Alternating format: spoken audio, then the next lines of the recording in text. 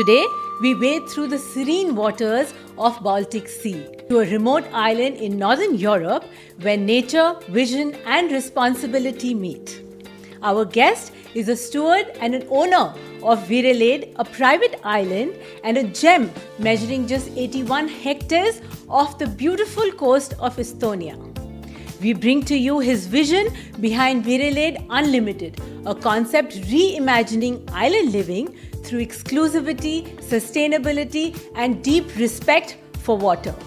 Joining us today is Tom, popularly known as Unlimited Tom, a custodian of land surrounded by sea and a man whose journey truly lives up to that name. Starting from zero, he built a life that sounds almost unreal.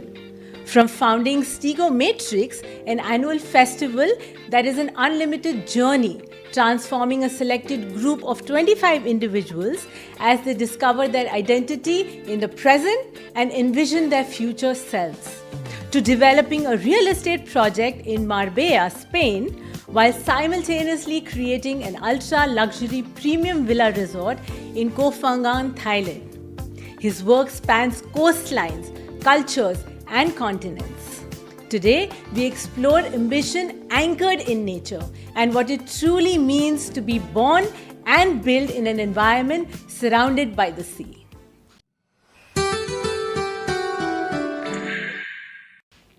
A very warm welcome to you, Tom. I'm really happy to have you on Waterlogs. Hello, nice to be here. Yeah, and let's start with your kindergarten days. I believe your entrepreneurial skills emerged very early in life. So can you share your early ventures and what sparked them? It's a good question. I came from quite poor family, no running water, no toilet, like simple 2 rooms. And I was this kind of boy who was always running around and did the things what I wanted to do. But my mother, wanted to stop me, and there was no other option. Then she told me that I just don't give you money to go to this school events or whatever. Then I was thinking, okay, if I don't have money, then I can't go. So exactly at that point, I understood that I need to have my own money. So I started to trade with old toys and buy new ones, and there it all started. Wow, very, very interesting. But you mentioned that you grew up with no running water. So where exactly was that, and how was that experience for you? How did your family manage that fact? I born from the biggest island in Estonia, Saaremaa. And my mother was working in milk factory, and the factory gave like really simple apartments to those who worked. But it was like really old house, and there was no running water. And in that time, if you have born in this place, you don't imagine that there is place, where water is running. Sure. And, you can go to bath or shower. So it was like, totally normality at that time. So, yeah, I didn't feel bad because I didn't have vision that there can be different solution. Right. But how did they access water? Where did they get it from? It was this way, that it was an old manor house. So, there was a well, I think 150, 200 meters from the house. So we have to bring it with the buckets. Okay. And the wastewater went out also with the buckets. So, Interesting. It was like the gym and the water together. Interesting. And your first real business venture was at the age of 18 when you opened a restaurant. And but unfortunately, that didn't do too well for you. So how do you view a failure, and what learnings did you take from that? No, I saw opportunity. There were one restaurant what went to bankruptcy, but all the equipment and everything was there. So I saw the possibility to do something. This was owned by city. So I went to city, I was talking, they was looking like, are you crazy? You are 18 and start your own business. But I was able to convince them. So to open a restaurant, it took only 2 months we did some renovation by ourselves. We bought some tables inside. So we opened the restaurant. It was quite successful, but in Saaremaa there is a really short summer, so the tourists visit only 3 months, June, July, August, and after that, it goes down. But we didn't knew about it. We was like looking, okay, the revenue is good, why not to keep it open? But then after a few months, we run out of the money, and then we just closed the doors, and that was. From a car wash to company to real estate, landowner, land builder, and even a boat dealer. I mean, you've worn multiple hats across continents. But there's one thread that I see common, and that is water. So what is your connection with water? What role does it play in your life? No, I born on an island, surrounded with water. Like the same story what we was talking about the water. Then I was sailing when I was young, so we had like this kind of sailing camps every summer, like 2-3 months. We was every day sailing again with the water, and then I was a boat dealer. So again, I made my boat driving license there, and then I got this island again surrounded with water.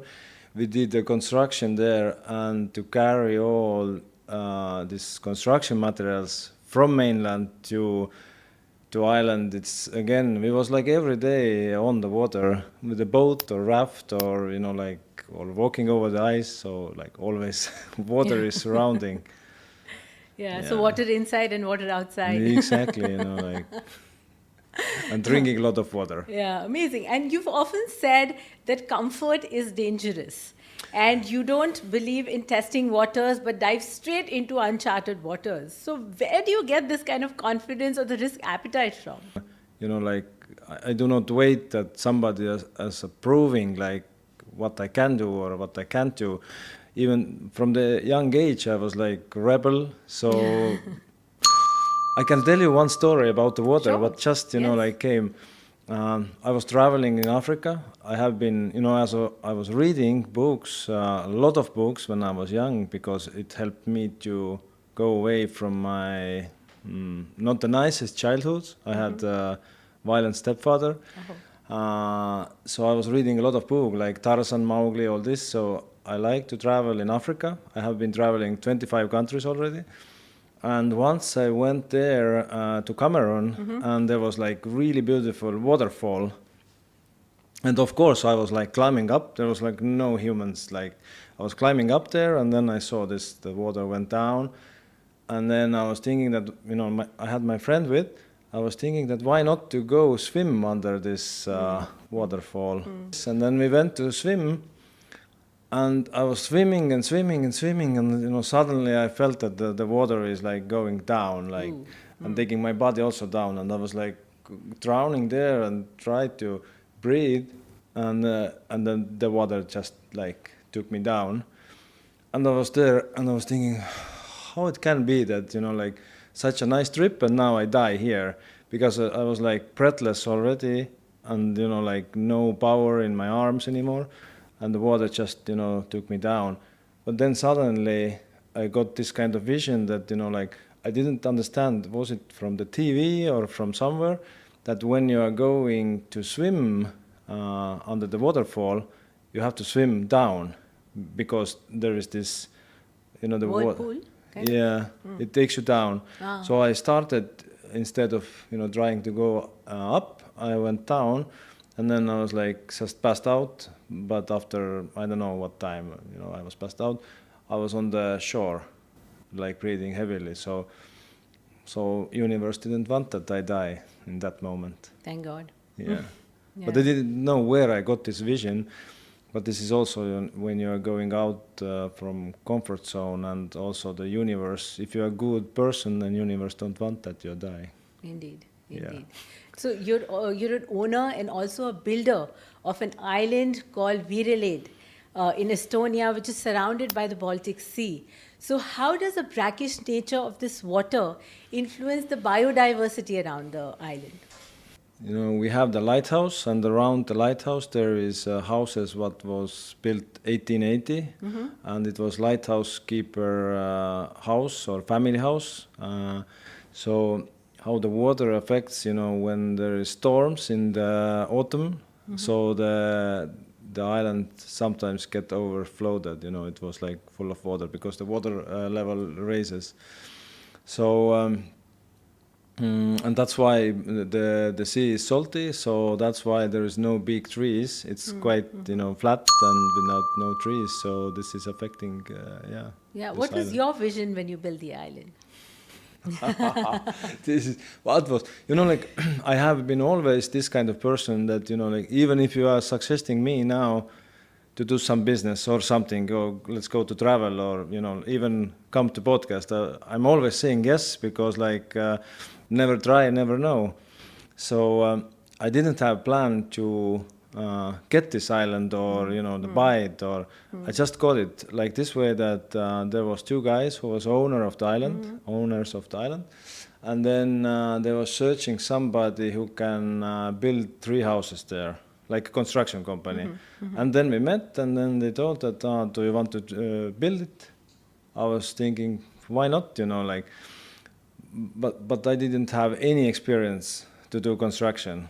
I didn't have any even company, but I said yes. How hard it can be, but it was extremely hard because in that time there was no harbor. We have to build a raft to take all the material there. So it took 3 years to build it up, and then after 3 years it was done. Then the owners told that they don't have any more money. They went to bankruptcy. And then, like I was thinking, like all my money is there. I have built those houses, but they are not paying me this invoice. And then we started hospitality business. And then after 2 years, we settled the deal, and, they just gave it to us. Okay, amazing. Easy. Amazing. How do you manage fresh water? How do you source and manage fresh water on the island? In the beginning, we found that there were a well, but I don't know how it's in English. This is this kind of well where the rainwater goes inside, like, and you take it from with the bucket up. And the problem was that the summers are quite dry there, and we had the problem where we get the water. We was even thinking to start to clean the seawater, but at that time it was like quite expensive. But then we found the deep hole, other side of the island, and then we throw a rock inside, and we heard like the water noise, and then we put the pump inside, and it's the water is coming from there. And then later on we tried to find out where or who did the well, and it was done by Russian army in Soviet time. So like it's 85 meters, and there's unlimited water. Wow. And what do you do with the wastewater? How do you treat that without harming the sea around? At the moment we have this kind of system that we collect the wastewater, and then we put inside this bacteria, and then the air goes inside that the bacteria can live, and then they eat this all this bad thing or wastewater, and then there is 3 layers of this like filtering, and then the like clean water goes inside the ground. But we found that this is not the best way, because the water is still not 100% clean. So now we are rebuilding this, and there is in Estonia one startup who do from the wastewater drinking water. So it is like 100% clear. So this year we will change the system. Wow. So let's hope it becomes like a model for sustainable and water positive island living. Yeah, exactly. So there's another interesting thing that you do on the island, which is run these transformational experiences, 3-day events called Stegometrics, where it focuses on breaking the mental barriers. And from what I've heard, they're highly exclusive, expensive, and strictly by invitation. So I'm very intrigued. I mean, what are these events, and how does one qualify to get invited for any of these? Okay, the story is, like bit longer. It started, I think, 4 years ago when I burned out, and then I understood that, I was like working and working every day, working, like from morning to evening, and then I just burned out, and then I realized that, the working is not the only thing in this life what I need to do. And then I started to go to different retreats. I did start to do yoga. I did so many crazy things because I wanted to discover this world. I even went to psychic school. So I have, and then they saw that I have like psychic availability to see through people who is good and who is bad, and and that have helped me to live my life. So basically what I do, I have my tools, and then I test that, does this human being fit to this event or not. Wow. Easy. So you decide who qualifies and who doesn't. No, the God decides. I'm not deciding anything. Wow. Oh, that leaves me more intrigued and more curious about this, but I can catch you on that for later. Yes. Keep it that for later. But you've also doing real estate projects in Spain, and you're also a founder of these ultra luxury villa resorts in Thailand. Now, all your projects seems to be around water. So do you feel some kind of magnetism that draws you and pulls you towards water? But I have realized that, and I have saw that also, that when my clients are coming to my island, and there is a 10 minutes boat drive, and when I was, driving with the boat myself to carrying customers back and forth, I saw this kind of thing that, when they came to boat, it was like really anxious and, like on the speed mode. But after 10 minutes boat drive, they was like so relaxed. So, water has some kind of power to relax our mind and body. So, yeah, magic powers. For sure, for sure. Okay, and you also invest a lot of time and energy, as you said, doing yoga, going to these yoga retreats, meditation, regular exercises. Would you describe yourself as maybe spiritual by nature? Yes, but we are all spirituals, if we open our minds, then everybody in this earth can be psychic or, live with the nature hand by hand. So, yes, I am. But I have discovered this before, I came from quite poor family, and always my mother and grandmother and grandfather always telling you have to do the work all the time, and because they came from this area where it was war, this World War II, and then there was always afraid that the war is coming again, then you need to do a lot of work, keep all the money to yourself. So I was living in this kind of pattern, but then I changed my mind, and here I am. Okay. So there's another very interesting thing that I found out about you, and that is that you have the license to travel anywhere in the world, any number of times, as a business class traveler, free of cost, for 1 year. How did you manage to do that? It's another interesting story. I have I'm full of stories. So beginning of this year in January, I needed to go to Marbella, Spain, to go to notary about this one real estate deal. And then, I went for a walk and I saw this Estonian journalist, some kind of exhibition. And there was written that, he was this kind of slow traveler. In 1950s, there was no planes, then he was going with a boat or with a train or, using the slow travels. And then I was thinking that why, I go with a plane. Instead of that, I did a hitchhiking trip. Okay. So I started in wintertime from Tallinn to Spain. It's 4,000 kilometers, but it's winter, and it's snowing, and there was -13 when I started.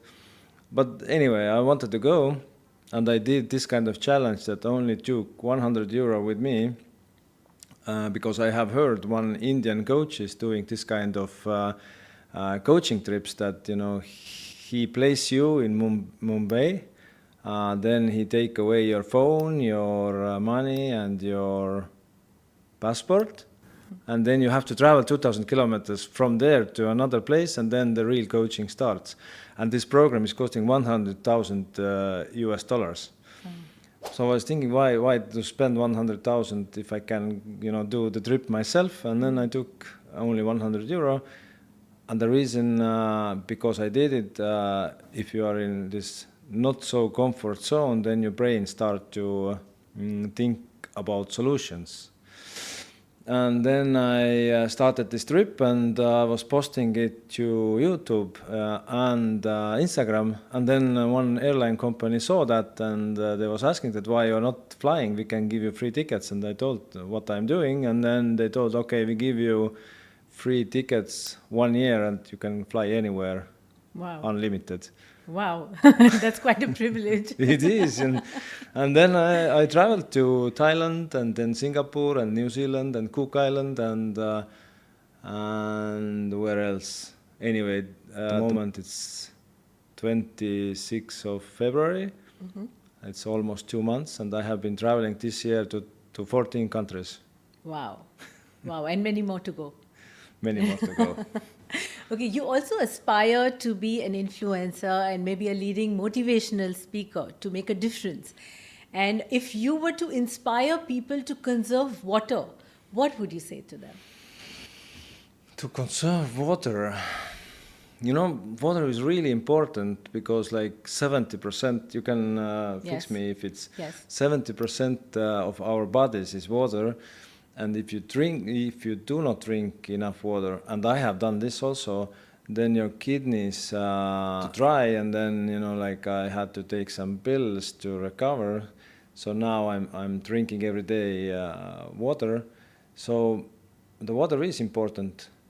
If you drink water, if without food you can last, I don't know, 2, 3, 4, 5 months if you are brave enough. But without water, it's 3-4 days. So that shows how important is water. Okay, so you have this project in Thailand, in Koh Phangan, and where you're designing and creating these ultra-luxury villa resort. Please tell us more about that project. No, the thing is that it started when I realized that Estonian summers are so short. So I was renting out my island only from May to September, and the rest of the time, it was empty. So then I was thinking that there should be a place where the season is opposite, where the land is still not costing too much, the labor is affordable, and the customers are paying like high price for accommodation.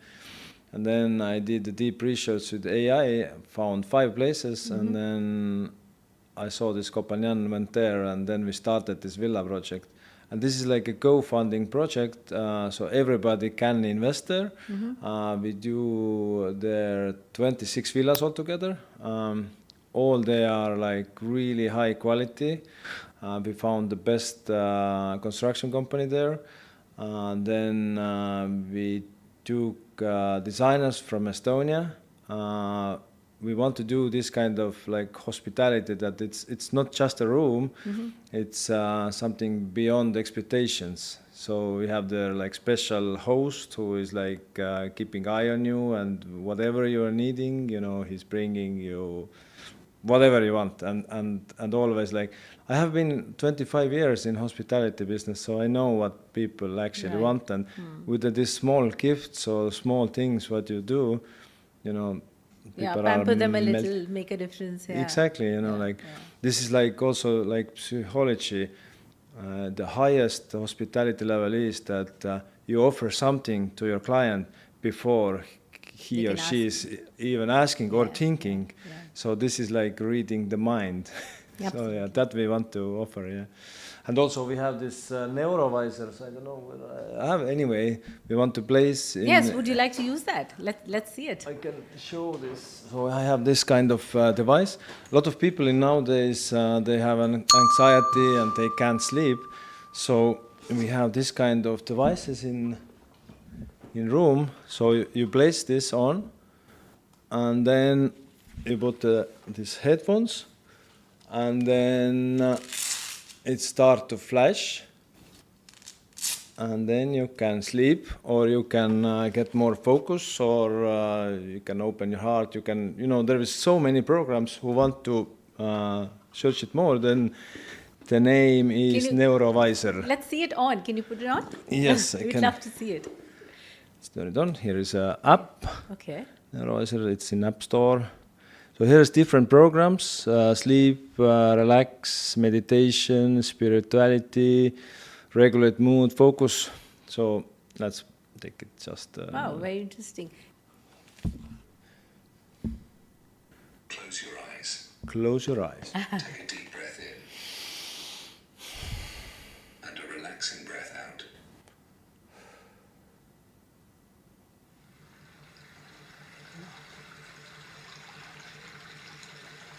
So what Interesting. what does it do is it create like visualization, and then it is basically impossible to think in the same time, and then your brain like can go down, or you can upgrade it up. So it's like really useful tool. So in every room we have this device.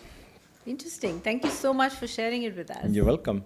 And we have a rapid fire round of questions for you. Yes. Very simple. I mean, no right and wrong, but you can just share whatever comes to your mind first. So, one word that defines Virele's relationship with water. It's surrounded with water. It is. Okay. One thing you would never give up to achieve success. Never give up. Never trying. Never trying. Fair enough. Opulent luxury homes or simple sustainable homes? They are so opposite. It can be fancy, sustainable house would be perfect. Sure. Something in between. Yes. Water security or cyber security? Water security. What's easier to design, an island of 81 hectares or a land parcel of the same size? Of course, the land, same size. Okay. And your all-time favorite drink? It have to be water. It is. It is water, yeah. Because every other drink is also containing water. I was drinking fresh Yes. orange juice, and That is there so true. That is so yeah. true. So this is the base. That is so true. And before we let you go, we have a little something for you that we'd like to give you. So this is a bigwater air purifier, and along with this, bigwater will deliver 200 liters of clean water to the underserved communities on your behalf. Thank you. Thank you. Most welcome. And with this, thank you so much for coming in and joining me on Waterlogs. I'm sure the world is going to be amazed to hear your story and your journey. So thank you so much for that, and thank you all for joining in and being a part of Waterlogs. Stay tuned, know your water, love your water. Cheers, guys. Thank you.